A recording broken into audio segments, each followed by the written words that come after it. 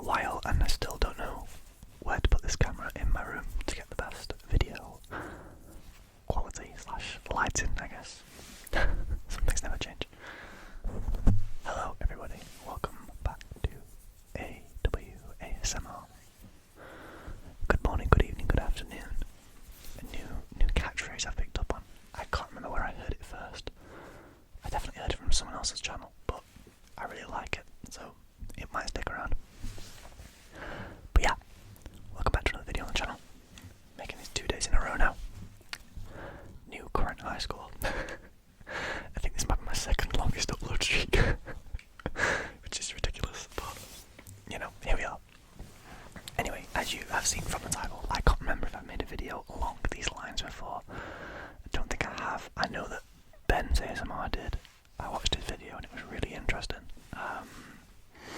But this is 10 countries that I really want to visit.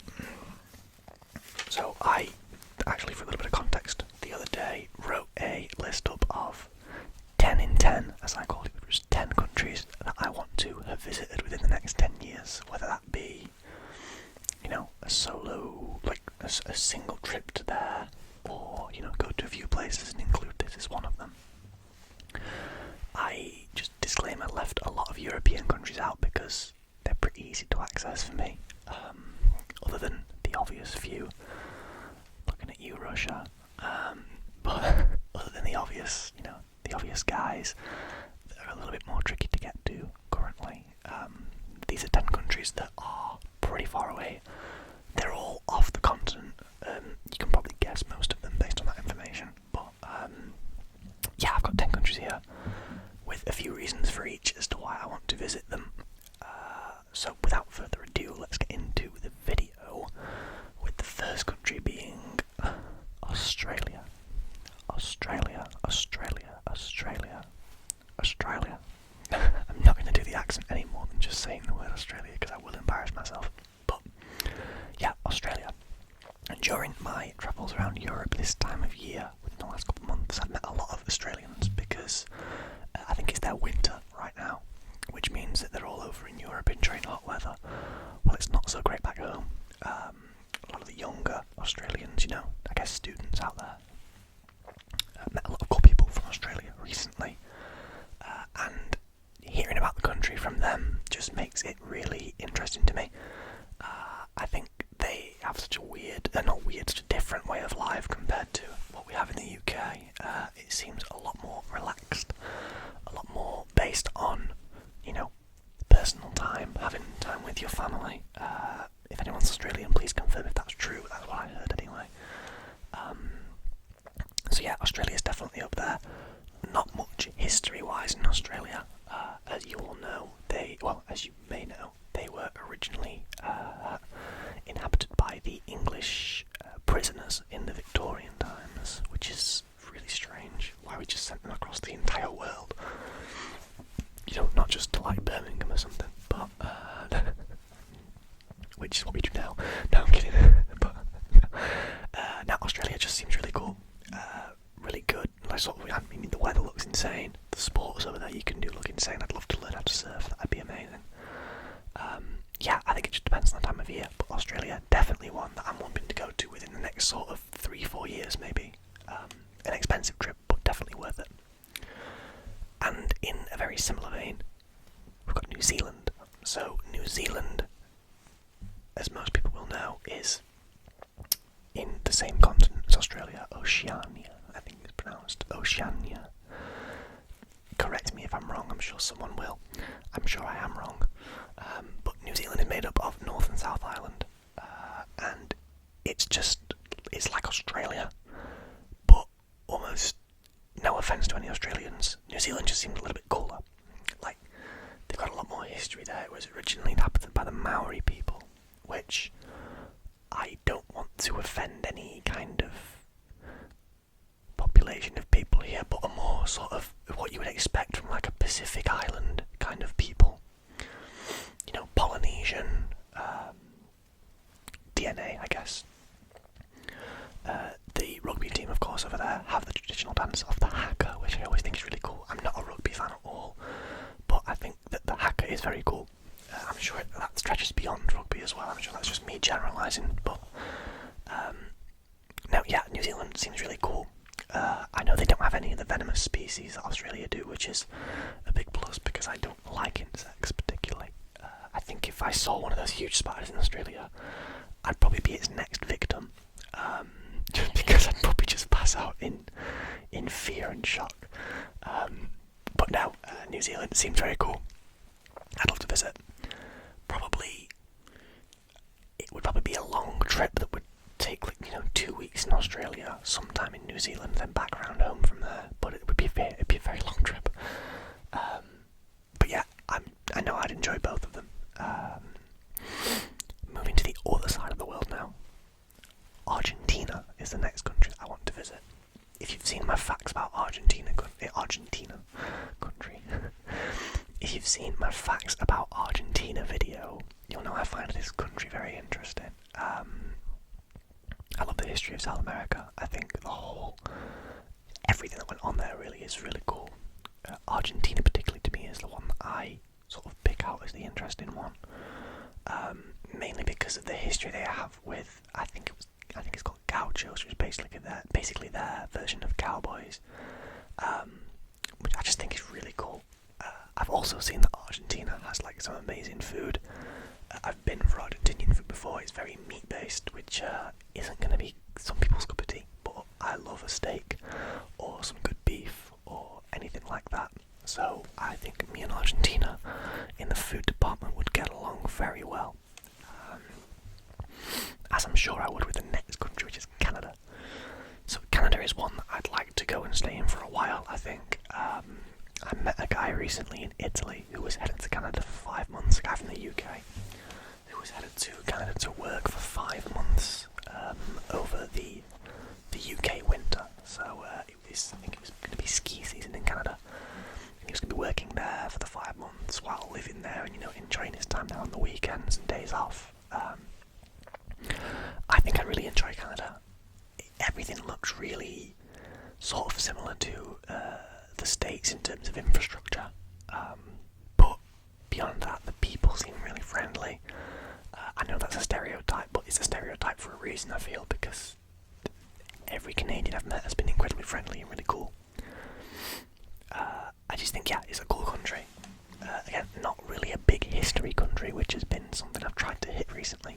A lot of history in places, but it has its parts. It's the second biggest country in the world in terms of surface area, which is very cool. I must admit, being as we can't really visit the first biggest at the moment. The second will do. But the Russia slander today is crazy. It's more Putin slander than it is Russia slander, but still. Yeah, Canada, definitely high up on my list. Within the next 10 years, I'd probably guess this would be one of the first that I'd visit, because it's one of the more doable ones. There's not much planning required to go there. I don't think if I wanted to go for a week or 2 weeks, it'd just be a pretty expensive flight, but still cheaper than Australia and New Zealand flights, that's for sure. Speaking of expensive flights, Japan. I'm actually going to bundle these two in together because I'd want to do them both in the same trip. Japan and South Korea. So I'd love to go to either one first and then go to the other after. Both very tech-heavy places, especially Tokyo and Seoul. Very, very modern, very cool. Complete contrast to all the old systems we have here in the UK. I mean, Japanese trains and Korean trains blow my mind. My trains don't even turn up half of the time in the UK, let alone go at the speed of a bullet. So yeah, Japanese and Korean infrastructure and just everything about their sort of technology and the culture surrounding it is just really cool to me. Both countries also very rich histories. Japan, I think the war side of things really interests me. I mean, they committed some atrocities in the Second World War, the Japanese army, but I think that would be really cool to sort of see the history of, along with all the traditional Japanese, sushi, huge stores, etc. I'm not really a big sushi guy, but that's mainly because I've not really tried it too much. fish now, so that would be cool to try and get into some sushi a little bit more. But I don't want to eat bad sushi, I want to eat good sushi. I'm a snob when it comes to food, I really am. And then South Korea, much of the same, I think. I mean, I love Korean food. Korean fried chicken is just insanely good. There's this place not far from me that's actually owned by a Korean man, and it's so good. So I think I'd really enjoy my time in Korea. This is becoming more and more of a food video, isn't it? I do that quite a lot. But yeah, Japan and South Korea, I'd want to do one and then the other because they're not too far away from each other. I can't imagine the flights cost too much from one to the other. The flight out there and the flight back home would definitely cost a lot of money, but I think those two, sort of doing them together, is more logical than doing one and then the other, and I do it on a separate trip. Staying in that same kind of region, we've got Vietnam up next, Vietnam, for similar reasons to Japan. The history involving the war intrigues me in Vietnam. I think the culture, as well, including food, but also just the general culture of the country of being just, I think, from what I've seen on videos and TikTok, etc., just generally really nice people, which I'm sure everybody on this list, most of the people here are probably pretty nice people, but especially in Vietnam, the people seem really friendly, really generous, really sort of keen to show their culture, and I think that's so cool. Vietnam I'd want to do as part of like a Southeast Asia trip, so I'd probably throw in Thailand, Cambodia, Laos in there as well. Maybe Myanmar if I'm brave enough, but I don't think I am. But yeah, I'd want to do Vietnam the most out of those countries, just because I learned a lot about Vietnam War during school and really enjoyed it. So I think it would be cool to, sort of see things that I'd heard about in real life and just sort of be able to relate to it, relate it back to what I've known from previous years of learning. So yeah, Vietnam definitely up there for me, as is the next country, Egypt in North Africa. Now this is probably the first one of the list I'm going to be able to do, because Egypt isn't really that far for me. I think it's like a 5-hour flight, which is really not too bad to travel to a different continent. And again, this is purely for history basis. I think ancient Egyptian history is one of the most interesting periods ever, maybe aside from Roman history, because I'm a male and we all love Romans. But yeah, Egyptian history to me is one of the most fascinating. They had some crazy ideas and things that they were doing. I'm trying to think of the word that describes that, but I can't think of it. Traditions, I guess, is the word. Just ways of doing things. Of course, I'd go and see the Great Pyramid, all the Sphinx and everything like that. I'd quite like to go to Alexandria, and Luxor as well, because I think there's some cool stuff in both of those places. But it would mainly be a Cairo trip. I don't have any interest in the touristy side of Egypt, the vacation side where people go and stay in huge 5-star hotels. I just want to see the culture on a street level, meet some locals who, could possibly inform me about history. It'd be really interesting to see. As would Kenya, my next country, Kenya. So I had a friend a couple of years ago who went to Nairobi for 2 weeks and said it was the best holiday of his life. The city itself is really cool looking. I've seen a lot about Nairobi. Unfortunately, I don't know much else about Kenya in terms of cities and its layout, but I know they have a pretty big population there. I know that Nairobi is the capital and has the most people in the whole country. So I definitely want to check Kenya out. I'm not too familiar with East African culture at all, but I'd like to be. I think that area in general has sort of been, I don't know, kind of the go-to, not the go-to, but like the poster. I don't want to say poster boy because that sounds really bad with what I'm going to say next, but like the example given when we talk about a lot of charity work, particularly Ethiopia over the years. for me, Kenya too gets a lot of it, I'm pretty sure. Uganda, etc. So I'd like to sort of see that for myself. I think it would be quite a humbling experience. But I think it would be very interesting. From what I've heard, African locals are the friendliest people you'll ever meet for the most part. Obviously, as it is with any country you go to, you've got to be careful. But I think Kenya, for the most part, is going to be really cool. And from there, you can actually go a little bit south into the next country on the list, the last country on this list, which is Tanzania. Tanzania. And this would purely be a wildlife trip. I'd love to see the insane amount of wildlife that this country has. I'd also love to, I mean, it's unrealistic, but I'd love to climb Kilimanjaro.